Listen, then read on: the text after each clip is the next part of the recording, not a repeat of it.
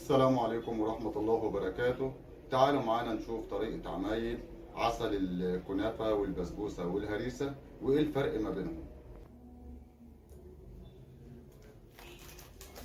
أجيب معانا كده كيلو مية،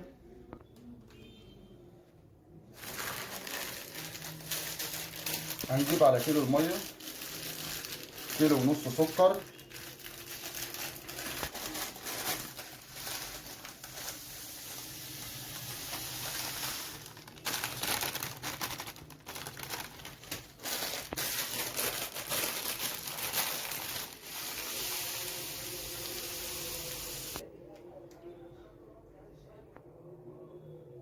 كده احنا فضينا السكر. نجيب ربع كيلو عسل جلوكوز. طبعا العسل ده متوفر في الهايبر وفي العطارة، اي محل عطارة بقى فيه العسل الجلوكوز، وده ضروري عامة في عمايل العسل. نفضل ربع كيلو.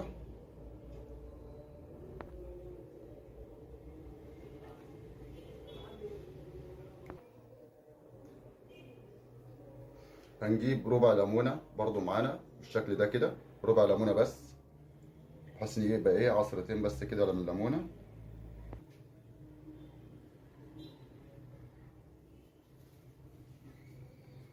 يبقى هاي ونديهم تقليبة مع بعض، السكر مع العسل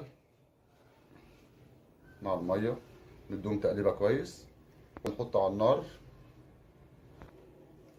ياخد غلوتين.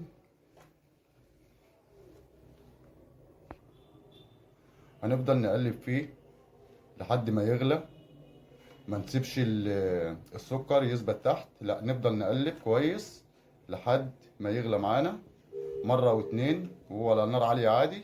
وبعد كده هنوطي النار خالص لحد ما يمسك عود معانا.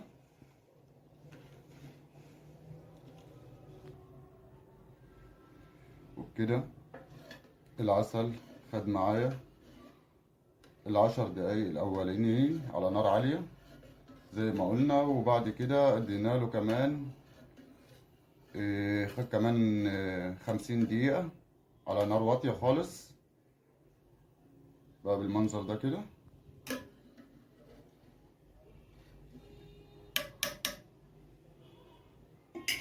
هنجيب شوية فانيليا، شوية صغيرين من الفانيليا، سواء إذا كانت فانيليا سايبة أو فانيليا بودرة. هنحط شوية فانيليا، هنديله تقليبة مع بعض وهو على النار برضه، والنار هادية خالص. وبعد كده هننزل العسل، بس طبعا طريقة العسل هو 10 دقايق على نار عالية في الأول، وبعد وننزل عليه تقليب بحيث ناكل السكر مع العسل ندوبهم خالص. وبعد كده بنديله حوالي 50 دقيقة بالظبط على نار واطية خالص، ونسيبه مع نفسه ال50 دقيقة، وبعد كده بنفصل. كده خلصنا عمايل العسل زي ما انتوا شايفين كده ايه العسل. كده العسل جاهز معايا، وكل ما يبرد هيتقل شويه صغيرين كمان عن كده، لان هو كده لسه دافي برضه ما بردش قوي.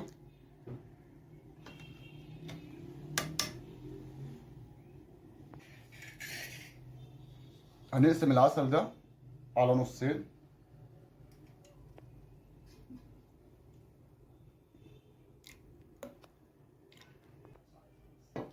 طبعا انا كده قسمت العسل على نصين.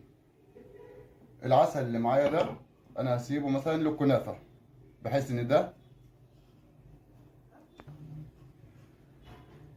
للكنافه، ده قلنا بتاع الكنافه، بحيث ان هو ايه ده العسل التقيل. انا كده قسمتهم على اتنين، لان في فرق ما بين عسل الكنافه وبلح الشام، لازم يكون تقيل ما يكونش خفيف، اللي هو ده كده للكنافه. اما ده هنحط عليه كوبايه ميه ونحط على النار تاني ياخد غلوه، وبعد كده ياخد غلوه على نار عاليه، وبعد كده هنهدي عليه النار بتاع حوالي 10 دقايق ولا ربع ساعه كمان، ونسيبه مع نفسه بحيث ان هو يخف شويه. لان عسل البسبوسه والهريسه والجلاش لازم يكون خفيف ما يكونش تقيل. وبكده يبقى احنا عرفنا الفرق ما بين شربات الكنافة والبسبوسة والهريسة، ايه الفرق ما بينهم وطريقة تعميلهم. واتمنى ان انا اقدم لكم كل معلومة اعرفها في عالم الحلويات. والسلام عليكم ورحمة الله وبركاته.